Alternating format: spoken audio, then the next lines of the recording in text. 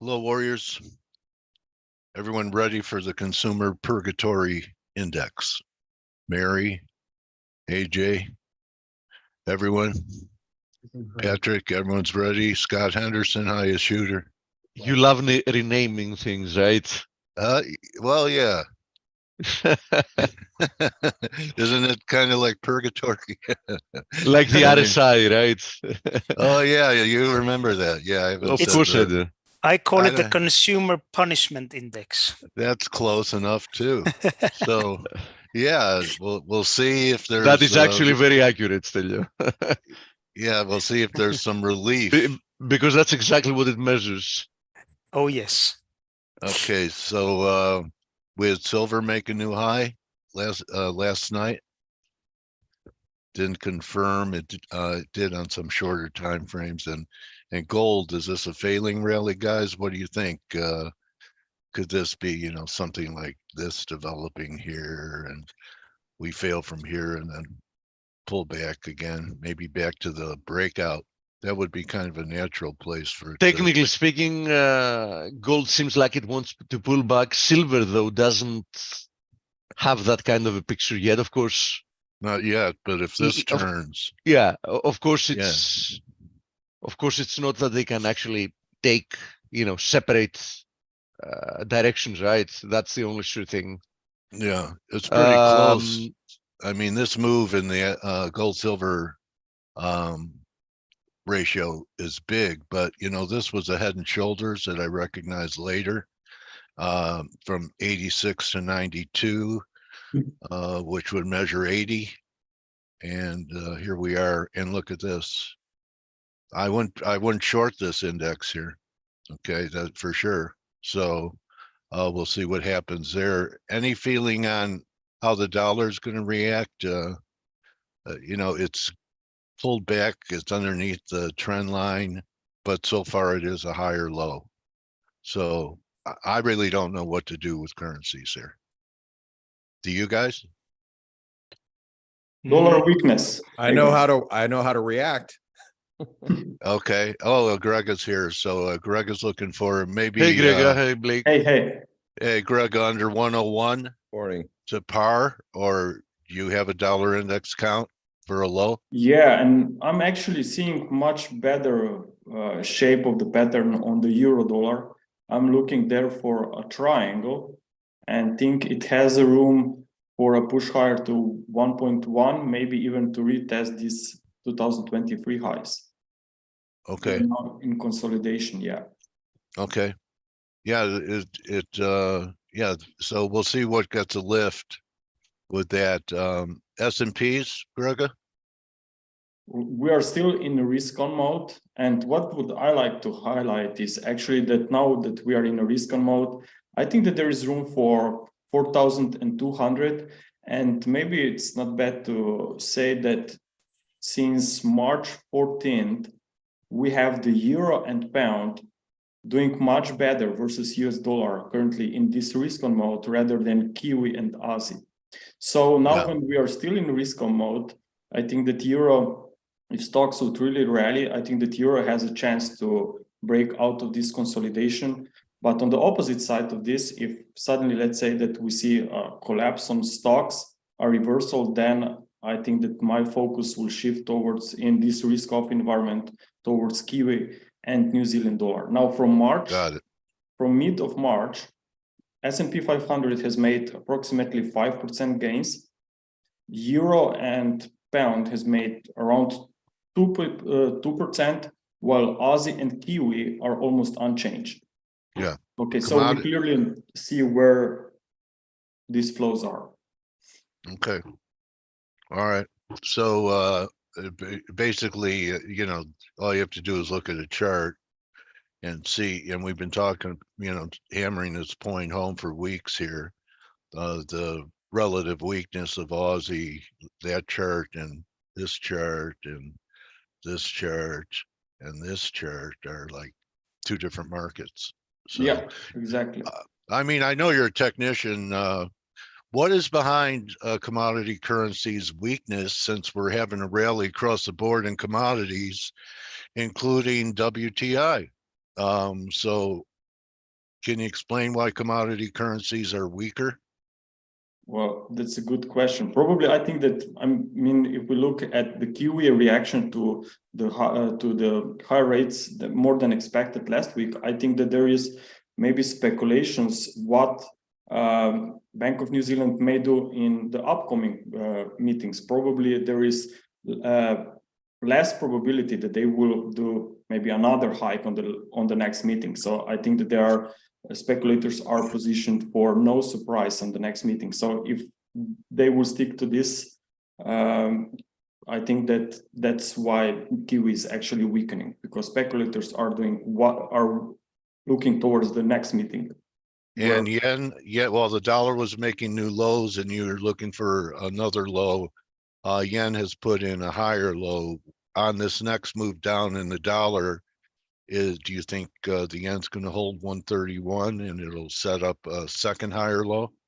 Well, if you look at the price action from that March lows, I think that it can be very easily counted in 3 waves.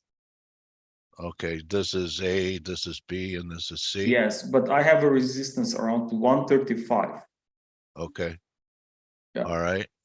All right. Anything, the other confusing I think that instrument. I mean, you talked about gold silver ratio.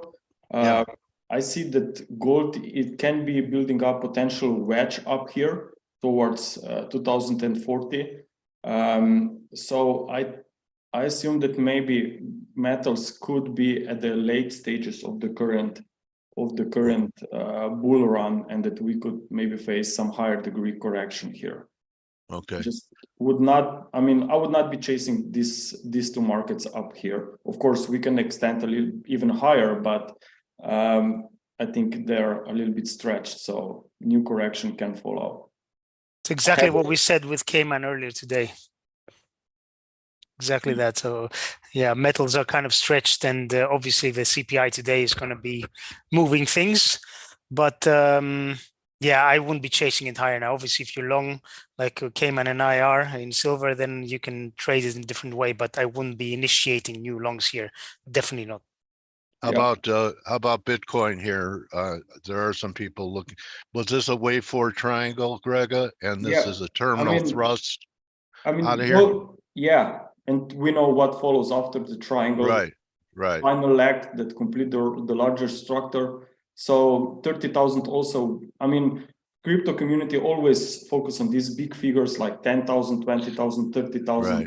So it's definitely another very important level up here. And since we are coming out of a triangle, we know that we should be aware of a reversal rather than be surprised if we see a drop. Did you eat your Wheaties this morning? Which is cereal. Did you eat any wheat? I don't know if he's going to get that pun there, Dale. Why? They don't sell. Dale, not everybody has seen a Wheaties commercial in their life. Really, not there in Eastern Europe? They don't eat the breakfast of champions? Oh my God. Okay. All right. Anyway. All right. So Blake, how are you today?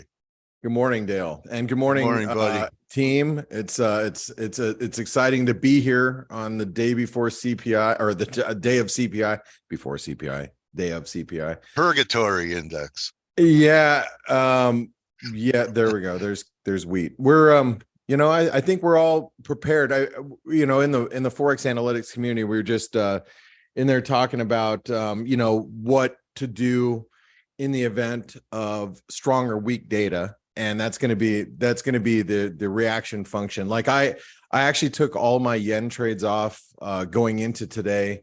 As much as I want to be long yen, I still see a risk of the dollar yen spiking up towards 135, 136 even, as a possible. So especially following the data, I think the whole market is expecting CPI or inflation to continue to come down. I mean, that is the baseline expectation of the market, is we continue to see disinflationary forces come through and eventually bring inflation rates down. But you know, I don't know. I'm on the fence about that. I look around and I look at, you know, dwellings and rents and home prices still is very high. You know, energy costs are still high. Food costs are high. I mean, I don't know what's going down. Maybe somebody can enlighten me, but you know, but that's the year-on-year rate that we're looking at, right? The energy price, everything price is going to be high, but the rate of change is slowing. Yeah, the rate of change is slowing, but is it slowing enough to make an impact to where the Fed and other central banks, not just the Fed, but obviously today's focus is going to be the Fed. You know, they can do anything. So I don't know. I'm on the fence about that. Dale, I'm going to take over the charts. Yeah, but just really look quick. at Microsoft. Would you get long this chart right here? Well, that's the one you just tweeted. The answer would be that on that, probably not. But then again, you know, it's been holding up there for about a week and a half, and you know, it's the relative strength has worked off that overbought. It's already diverged and come off. I couldn't buy stocks up here. I mean, I personally can't buy stocks up here, but I don't think that's the you know. So that's a pretty big stock for the averages. And here's the other one. And I talked about Apple up against this line, major line, and Apple looks like it might have a worm in it. Yeah, I mentioned that on the week ahead video as well. Yeah, it's really up against some pretty key resistance. By the way, equity market futures are coming off just a little bit ahead of the data.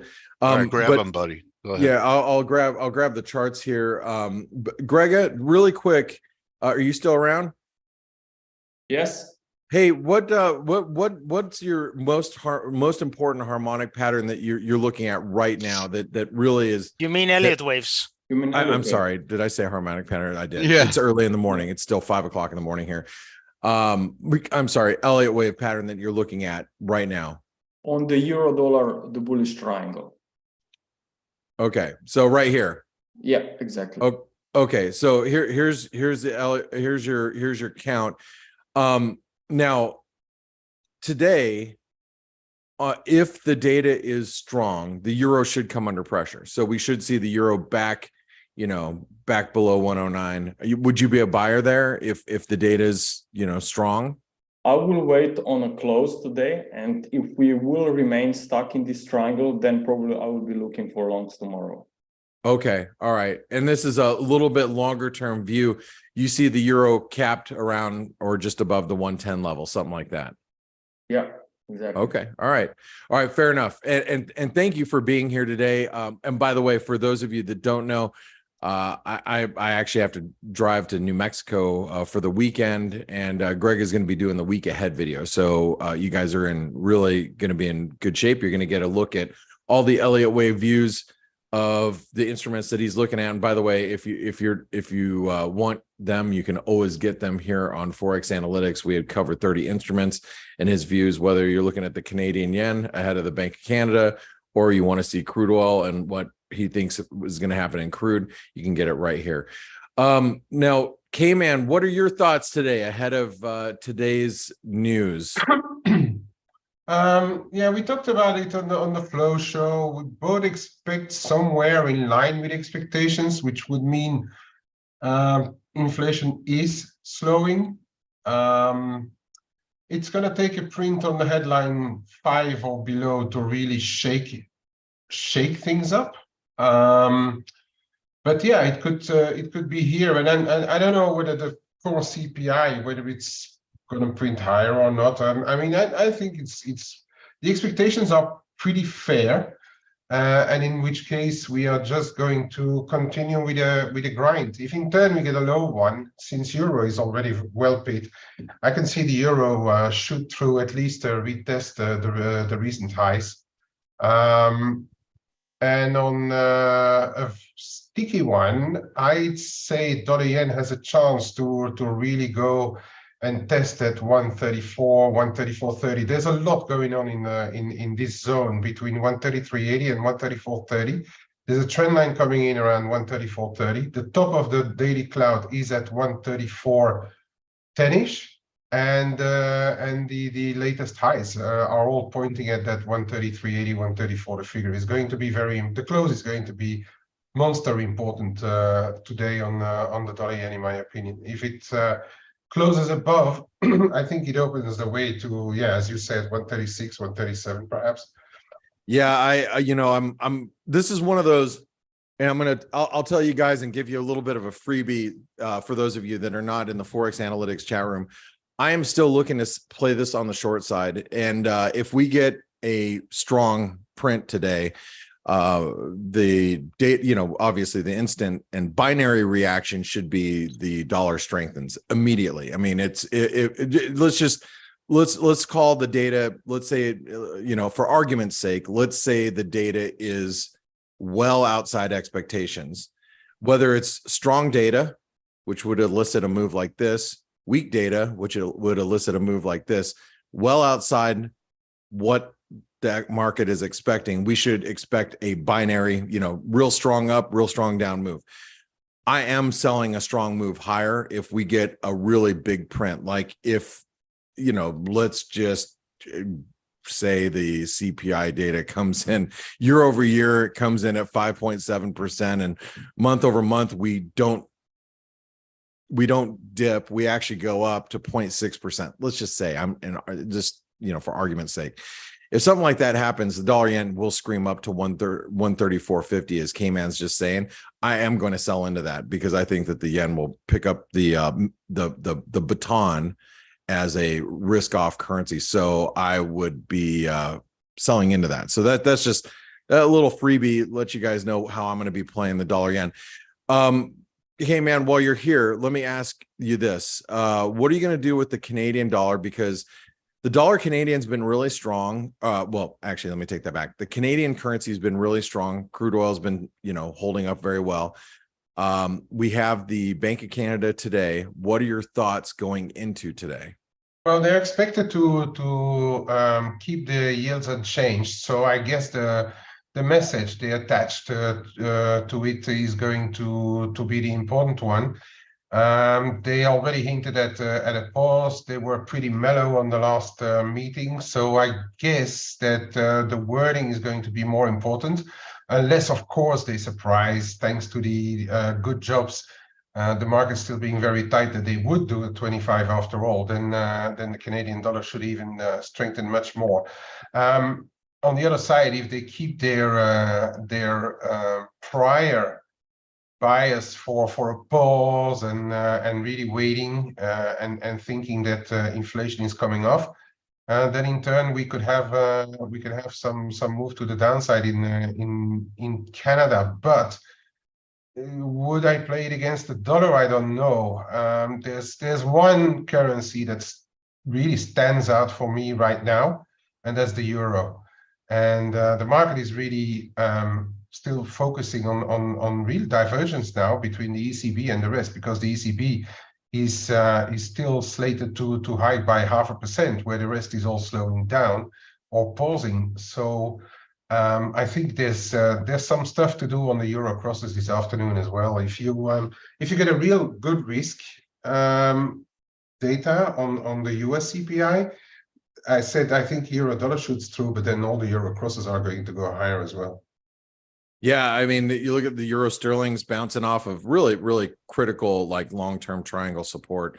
It's been, forging that over the last few days. If you weren't aware of that, it's really apparent. Just looking on the daily charts, you can see it right through here. It's quite obvious, how much support's down here. But all euro crosses are in the same boat.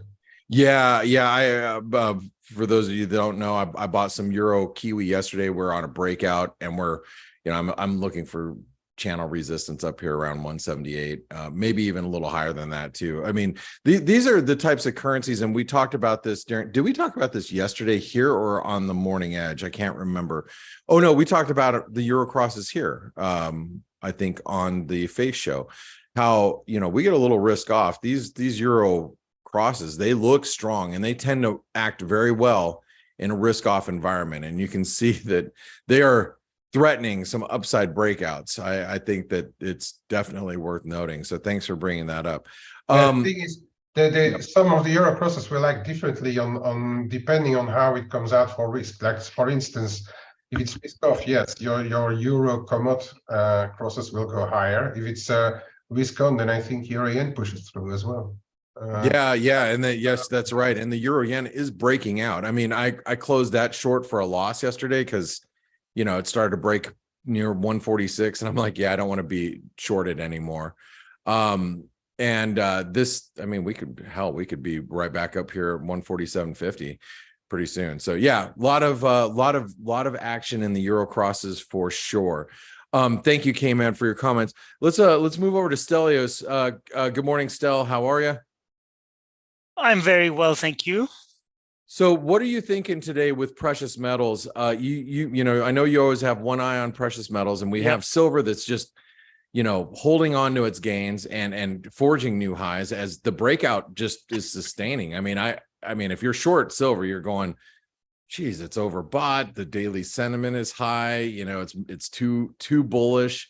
You know, yet it's really going up. Now, gold is a little bit different story. It's holding up and holding right here where it needs to, and it did earlier this week. But how do you feel about precious metals here? Should you be a buyer or what? I feel the same way as I feel about risk, but in general, but more strongly, I wouldn't be a buyer here of anything ahead of the number. But I will say this: if the number is marginally stronger than expected, that will most likely bring a downside move in metals and probably in risk as well. I think it's going to be a buying opportunity. For equities in particular, it doesn't make too much sense to be long. It makes a lot of sense to be short. But again, we've said it before, I think it's a very crowded trade, and the path of least resistance is the upside. Now, for silver specifically, having broken the descending channel resistance, I would love to see a retest of that breakout or close to maybe those 2460 highs that we had before. Something like that would be really nice. Exactly what you've drawn there as well. You know, we could get all the way down there. I would love to see something like that to add. I am, as people know, I am long from 2150 and from just under 25. So I'm lucky enough to be able to manage the position with a lot less stress. But as I said on the flow show earlier today, I wouldn't be buying here. Definitely not before the number. No, I wouldn't. All right. Yeah. And you know, you can see that daily RSIs. It's a little scary territory, but we've been higher. I mean, you know, it's not like we're in uncharted territory in silver, but I do get nervous when you know, trying to chase things higher when you have relative strength up at, you know, pretty key resistances as you see here. Yeah. All right. Well, it can get overbought, like you say, right? Yeah. Overbought can be more overboughtness. So for sure. Hey, real quick, what are your expectations of the CPI data coming out today? Hello. Yes. Bueller. Who are you asking, Blake? I was asking Stelios. We were just having a conversation. Bueller. Sorry, I was muted. What was the question again? Bueller. What do I think about the CPI? What are you expecting today? Well, I wrote it on the chat room earlier. I think we are already expecting a big drop, 0.8% in the course on the CPI and 0.1 higher on the core CPI. I think, you know, if we match that drop in CPI, I think that's going to be a good for the Fed, good enough for the Fed to kind of relax a little bit more. However, I do think that the most likely scenario, as it has been recently, is to slightly underperform. So something like 5% for the CPI, the headline, and I think it might even tick down 0.1 on the core CPI year on year, rather than going up 0.1. So I think slightly softer than expected, probably. All right. Okay. Well, let's see. Steve, what are you thinking today with CPI? Do you believe that CPI data is going to continue to come off, or do you think it's going to be relatively sticky and we should buy crypto? Just kidding. What are you thinking here? No matter what happens, just buy crypto. Buy Bitcoin. Hey, you know what? You cannot ignore the fact, and I know Grega's looking at this as an ending move, which, you know, I mean, if you want to be short stocks, that you expect that to happen. But I mean, it's forging higher highs, and ever since it broke 25,000, it's been cruising higher. Oh so yeah, you can't ignore it. It has undoubtedly been in an uptrend for quite some time. I'm talking about crypto, right? So for the time being, they haven't done anything really wrong. Now, I'm not gonna. I just got an article that the BOE is hiring staff to roll out. It's going to be called Britcoin, not Bitcoin. Oh, nice. Oh my God. It's not a joke. Oh, really? Yeah. I mean, I'm not making it up. They're going to call it Britcoin. Well, that makes sense. Yeah. All right. Well, hey, Steve, just real quick, because we have less than 5 minutes. What are your thoughts on inflation today? He can't do that in 5 minutes. Come on, give him a break. He's now down to 4. All right. So, Steve, what do you say? As I've said 100 times, I cannot predict what the number is going to be, but I can tell you with certainty that I would be kind of surprised if we had a big surprise to the upside, right? So I expect it's likely that CPI is going to keep on, for the time being, cooling off a bit. Now, we know what's going to happen in both cases, right? If for some reason CPI comes hotter than expected, that's going to definitely be negative for stocks. There's no question about that. On the other hand, it comes hotter than expected. I think it's going to be a field day for equity bulls. I think we're going to see another rally. Yeah, above Tuesday's highs, 42. Like I think who was 42. talking about? Yeah. In that case, is easily doable. Yeah. All right. Well, appreciate your thoughts. And really quick, I want to point out 2 charts really quick before Dale. We'll get to that news here in just a second. If you look at the dollar index, right, Dale, and this is that trend. Oops, shoot, I didn't want to do that. Yeah, there's that trend line that you were looking at last week, right? We broke it, gave a little squeeze. Now we're retesting it. I'm going to delete it. I'm not looking at it right at this moment in time. It's not really playing. So. It's not. And so, it played last week, not playing right now. Right. So, but what's interesting is, here we are ahead of CPI, and you could say, well, the FOMC meeting minutes are going to be really important today, which, they will be. I mean, we want to hear what the Fed governors, the regional Fed governors, have to say about the banking crisis, and their comments are coming after this, right? Wait, is that true? Are the comments? Yeah, it's the FOMC minutes. I know, but is it the minutes after the? Well after. Yeah, okay. So we're going to hear some of the commentary behind the scenes from what they have to say. But regardless, whether it's the CPI or it's FOMC meeting minutes that really move the needle today, notice where the dollar is. It is smack dab in the middle of a range, right? This is this descending channel. Here's the bottom end of the range. Here's the top end of the range. So if you have a really good sense of which way the market's going to go, you can play the fringe of this. Like if you're like, oh, I'm a dollar bull. Well, great. Buy the dollar on the dip. If you can get it down at channel support, that's your best place, right? Same with the S&P. The S&P is stuck in the middle of a range. Here is the upper end of its range. Here's the lower end of its range. Ascending channel, we are stuck right in the middle at 4,100. So the fringes come in around 4,150 and 4075, 4060, where you got the couple trend lines intersect right through there in the S&P. So we are probably going to test those edges of the ranges today following this data. So when you're dealing with the dollar index or the S&P, just know that, if we get a significant rally today or a significant sell-off, we're probably going to be facing some pretty key levels. We'll talk more about that on the morning edge here in about, in about 45 minutes. But we have data flash up.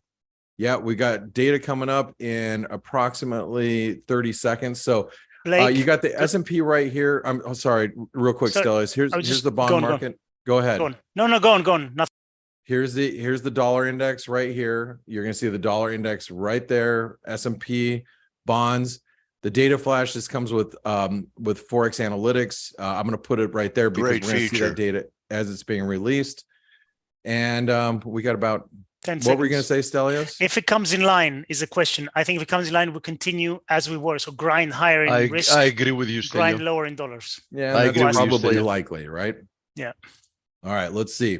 Here it comes. Here it comes. No, not yet. Dollar yet. is dropping pretty aggressively There's right something, somebody knows something. now. Wow, look at Five. yields are dropping. What is Wow. it? Where is it? Where is it? Weak data. I don't know. But we are Oh, seeing 5% and 5.6 in core. Wow. So I got one right. I didn't get the other one right. Wow. So there we go. Weak data. Yeah, weak strong data. Stocks. Oh my Strong gosh, the dollar is stocks, just weak dollar, absolutely crapping the bed. So you know, you got you know a lot of the trades I think that you got to be looking at right now. Hold on, really quick. Let me just do a couple keep of in things mind here. that keep in mind that the favorite measure of the Fed, because usually that was the one that was understating inflation the most, actually inched up for the year. The previous number was at 5.5 and we're now at 5.6. Sorry guys, I'm just trying to get into a couple of trades here. Hold on. I did. Well, there you go. Path of least I think- resistance higher in stocks. Yep, Has to be. Probably one of the better trades out there is going to be, you know, with crude ripping, and crude's probably going to break out. I'm assuming crude's going to break out now. The US dollar Norwegian krona is probably one of the better trades out there. And the reason why I say that is it's going to be influenced a lot by you know, crude oil prices, gold and then silver. the dollar. Yeah. Gold and silver already on their way as well. Yep. And I just sold some of the US dollar Norwegian krona just a minute ago, and I'm going to be adding to that. All right. So anyway, again, another freebie if you're not in the ForexAnalytix community, but if you want to know what we're doing, you can just go right here to the trades room. You can see when I close out positions. I even close out some losses here yesterday with the euro yen, some, you know, positions in the Kiwi and Aussie yen, but you can see not just my trades, you can see everybody else's trades, you know, what we're doing, what we're buying, what we're selling. Gives you a better idea of like just kind of the bias of the market right now. So check out ForexAnalytix, go to forexanalytix.com or check out the trader funding program, because this way you can trade our money and not trade your own money. You don't have to risk your own money. In this environment, who wants to do that as we're facing probably a nasty recession? So if you want to learn how to trade our capital, go watch this 2-minute video right here at the very top.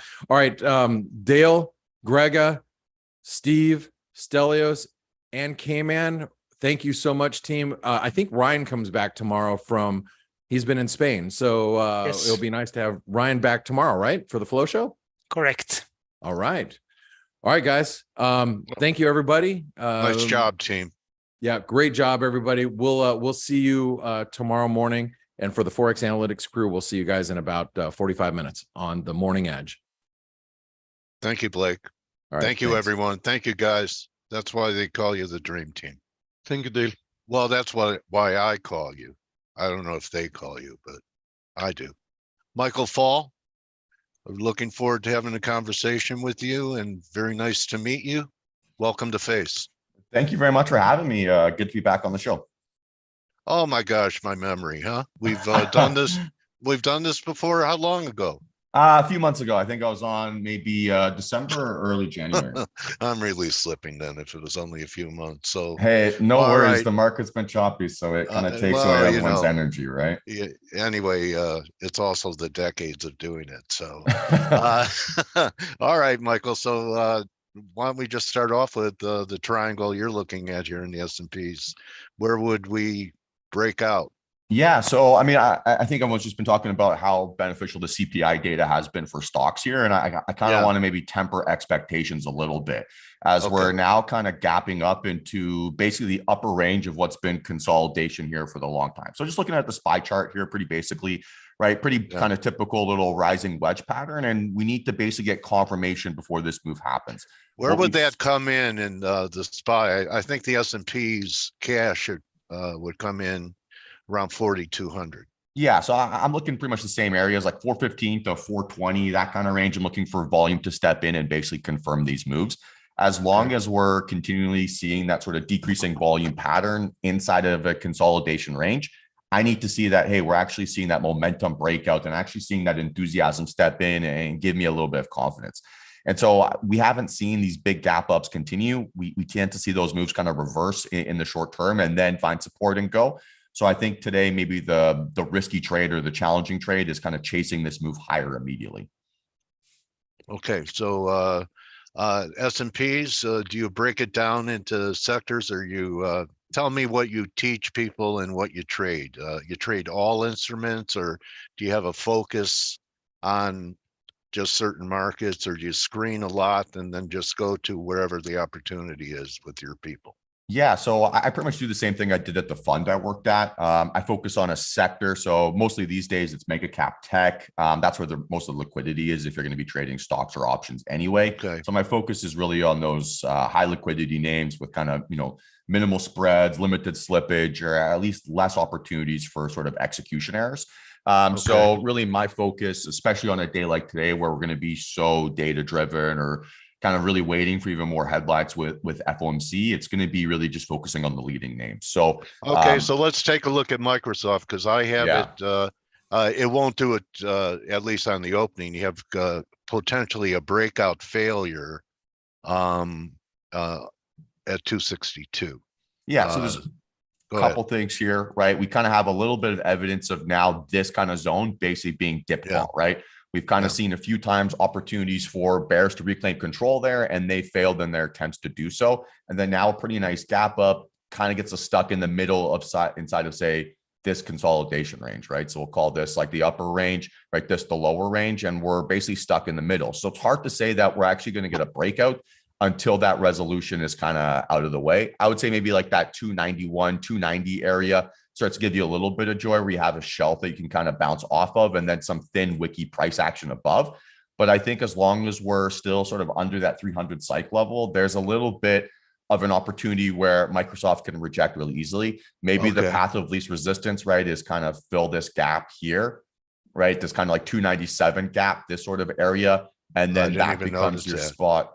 That becomes your spot where you can maybe look for resistance to step in. But I think if you're going to be a bull, you want to see the reaction inside this zone, basically make sure that you're getting support stepping in there, because then that's going to give you kind of like that rocket fuel for that 300 test. What if we take out 262? What kind of downside do you see? Well, I think the 282, excuse me. Yeah, the immediate shelf here seems to be kind of like this 245, 250 area, right? That's kind of where we got that high volume bounce. So I would expect, that would be the zone where I'd see bull step in. Again, I'm a big psychological level guy, so I think that sort of 250 range would be a reasonable area in, say, like 3 weeks, a month's time, if we actually got a volume confirmation sell-off. How about Apple, Mike?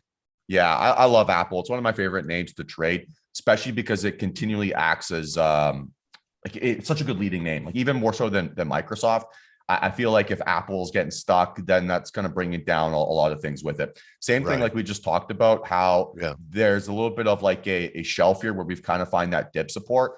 This for me looks a lot more positive. Higher high yesterday, higher low yesterday. So, maybe a little bit of a short-term bounce where we can get a little bit of continuation, maybe up towards like that 165 zone. But above that area, we start to see a little bit of rejections, or we start to see a little bit of a range. And then I know a few people were talking about sort of like channels here, right? That starts to become the upper end of that sort of channel high. So I wouldn't want to be hyper aggressive past that sort of 167, 166 zone until I can kind of get that big breakout. So it seems like kind of generally the narrative that I feel like I'm seeing across the board is that we have some potential higher, but the ceiling of which we need to crack through it feels pretty strong. And so I haven't felt that much conviction in the way markets have moved in the last 6 months. It still felt relatively like range bound and maybe not the smoothest trending price action. So to feel like I'm going to get like 10 days of, follow through to the upside maybe feels like a little bit too ambitious. 10 days in any instrument. Try and put two together. Oh, I know these days. Isn't it like that? Feels like that, right? Like a buddy of mine calls the market, it's like playing hopscotch. You're on one leg one day and you're on two legs, and then you go back to one leg. At the very end, I'm just left spinning, right? Yeah. So semis have been really the leadership besides Apple and Microsoft, and up until today, they are starting to show little signs of that okay, NVIDIA. Yeah. Actually, NVIDIA makes a new high, it would still be a short in my view. Let me ask you this, on the bottom of your chart, Yeah. is that just volume and open interest? The other blue lines open No, interest? so it's just volume and a moving average here. So Okay, all right. for myself, I'm not willing to jump into a trade until I've got kind of like outlier momentum. So for me, that standard is anything above sort of the 20 period moving average of the volume. So if I'm looking for confirmation on a 5 or 10 minute time frame, if I'm getting a break and hold through a level, I want to see that increasing outlier volume on a break. That kind of signifies to me that, hey, I actually got other people looking at my idea too. Does it mean anything to you that up until yesterday, big stocks like Deere and Cat have been pummeled, and really, not participating in the rally for months now? I think that's been a narrative that we've seen pretty much all of 2023 so far, where there's been a handful of names that have basically been propping up all the sort of inflows and all the sort of, kind of positive price action that we've seen in markets.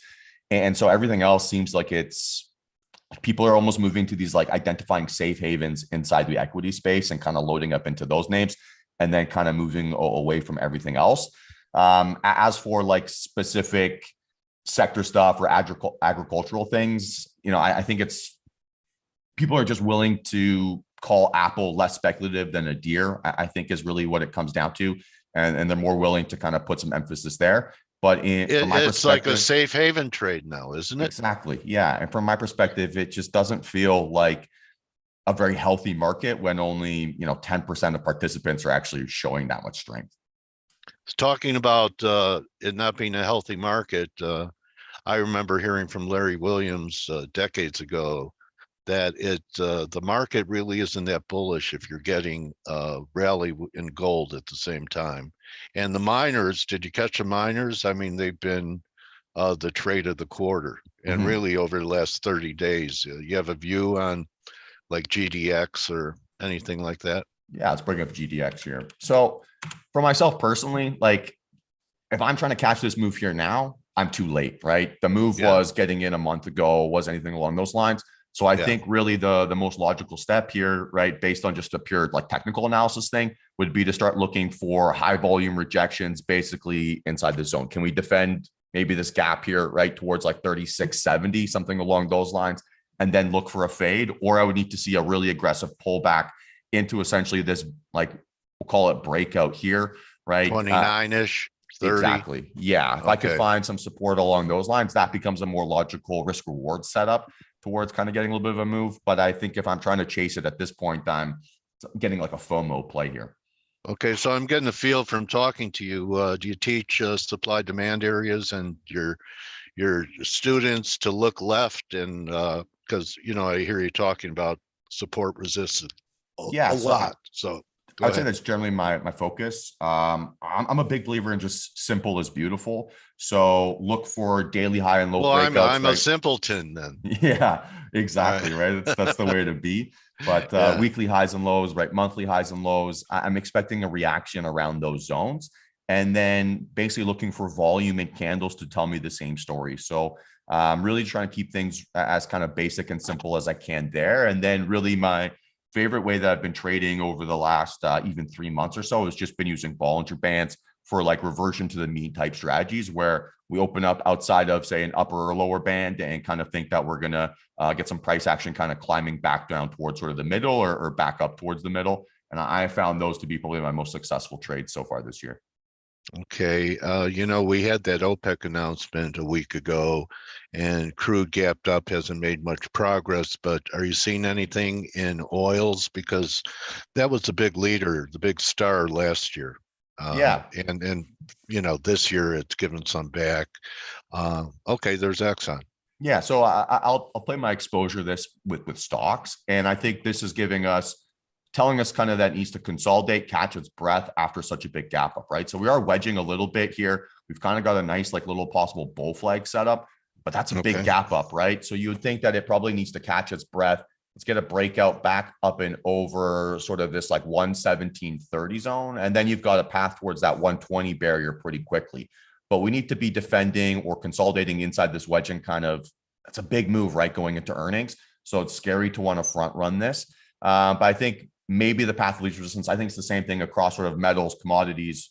That move has happened, or that move feels like it's happened a little bit here. So I need to see it pull back, consolidate, kind of figure out what the sort of basis, see that get defended a few times. And then I feel like I'll have some confidence chasing it to the upside. But the risk reward ratios to play these things higher, I don't feel like I have a positive expectation of being extremely profitable in those trades, or I don't think that's maybe the path of least resistance in the short term. So I'm still waiting for more data and more kind of information to kind of give me a bit more confidence here. Okay. And, anything else, I mean, chart wise, or you want to talk about what you do? You have a trading room? Do you have a course? Where did you learn technical analysis? Who was did you have a mentor? Did you go into a room and learn, just like you're paying it forward now as people pay you? Yeah. So my first job out of school was actually working as a trader for a pretty big family office based in Guernsey. There I helped manage a little bit over like $11 billion in capital as a trade execution trader. I sat next to a guy named Steph, who was a 45-year-old Greek man at the time, who ate just a little bit too much garlic for my personal liking, and got yelled at him every time I did something stupid, but really learned how to trade by just seeing basically a fully transparent process of how he's executing trades, why he's looking at things, why he was sort of interpreting price action the way he was, and kind of learned my chops there. I worked there for about 5 years before then branching out on my own. Brexit kicked me out of the UK, so decided to move back to Canada and started kind of trading my own capital. That coincided with the pandemic boom and bust, and ended up being a pretty beneficial time for my portfolio. Why did Brexit force you to leave the UK? I was there as a EU citizen, so I've got a Polish passport, and so my right to work there was basically taken away. So I could have applied for citizenship, but I would have had to have given up either my British passport, or sorry, my Canadian passport, or my Polish passport, and I was unwilling to do that. So decided to move on. But you spend any time in Poland? I did, yeah. I lived there a little bit as a kid, and then try to go back and see family there every year if I can. Because I've read some articles about Poland that it's really the hope of Europe. The way they've developed economically, is that just PR, or is there a future in Poland if Russia doesn't invade? Yeah, that's the huge cloud hanging over everyone here. Are people nervous about it there? I know my cousins are for sure, but yeah, you have to understand, Polish people hate Russians more than they almost hate anyone else. I mean, they're still occupied by the Soviet Union, right, until the 90s. Yeah. So they were the last country after World War II, right, to kind of gain their full freedom and independence. And so there's a lot of bitterness there. And so there's maybe a little bit of extra fear mongering compared to normal. But what I have noticed, at least in Warsaw and Krakow, is that they've become hubs for a lot of the big banks. So JPM, that's what I mean. Morgan Stanley, it seems like a lot of their back office operations are kind of based out of there now. And it seems to have been quite a positive impact on sort of those city centers. And I know that Poland, it seems like they made a really good decision not kind of adopting the euro and kind of staying with the Polish zloty. And that's had some, I think, relatively positive impacts for them, and kind of allowed them to have a little bit of independence in a relatively restrictive EU. Interesting. Yeah, they're one of the few countries that kept their own currency. Yeah, it seems like it's a must for EU membership these days, and they were able to kind of skirt away from that. Okay, interesting. So why don't you kind of give us a little tour of what you do? I've been to your link tree where it has all the different things that you do. You could show that, or I could show that. I'm happy to just kind of talk you guys through it. What I do is a couple things similar to what you guys do. I help fund traders to trade with stocks instead of FX. So if you are interested in ever getting funded, de-risking, trading with up to $1 million in capital, I help traders pass their evaluation tests and kind of take care of all those costs for them. From a personal level, I'm live streaming my trading day in, day out from about 9 a.m. to 4 p.m. most days, and then offer one-on-one coaching services for my members. So really what I try to focus on with traders is helping them develop structures where they can start learning from their mistakes, really kind of work on like applying a consistent process to creating a consistent outcome.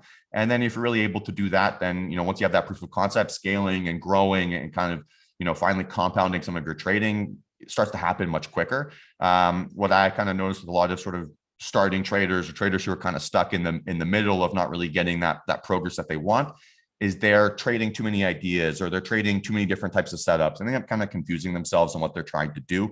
So if we can focus on really kind of mastering one A+ setup, one perfect way, or one perfect way for them to trade, not necessarily perfect results, but kind of what suits their personality, that's the fastest way for traders to kind of scale and improve.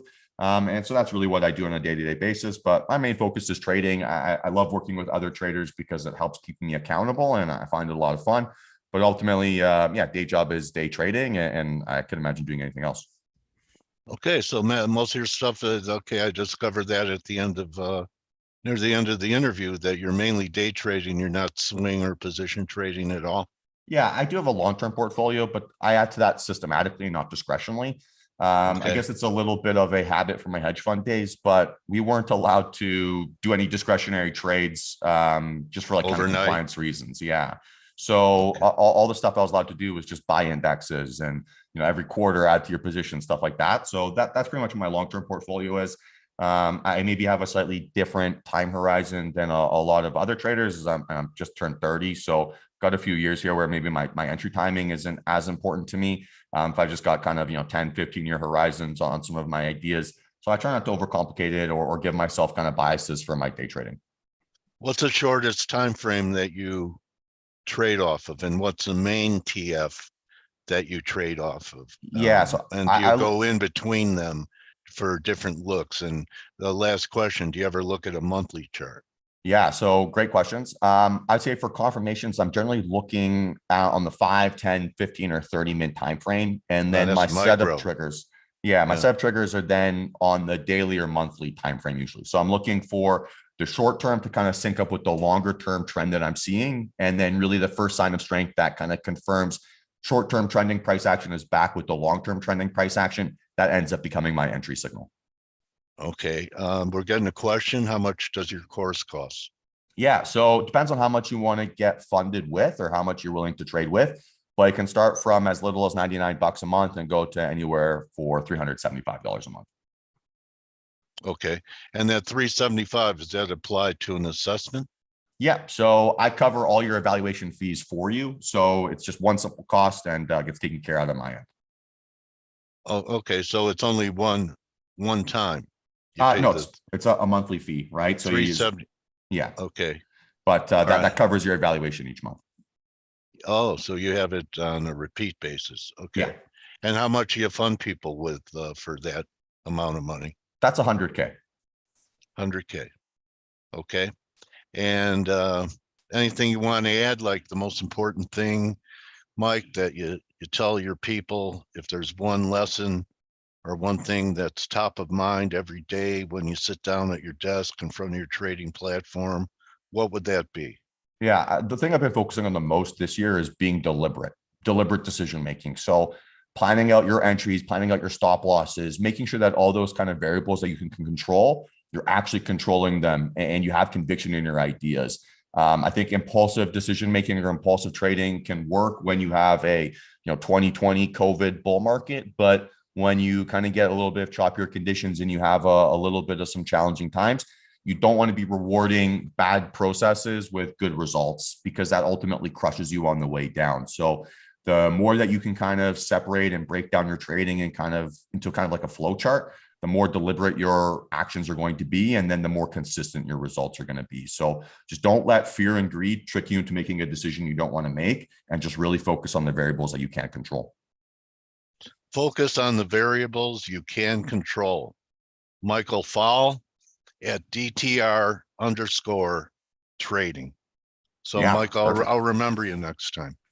No worries, Dale. I appreciate you having me on. Hopefully, buddy, you got nice clean views, and sounds like you're walking the talk, and appreciate you coming in here and letting me rattle off different instruments, and you're ready to share your views with us. I appreciate your giving nature to do that.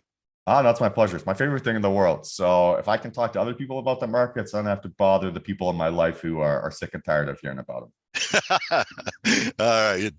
Yeah, I know how that is, buddy.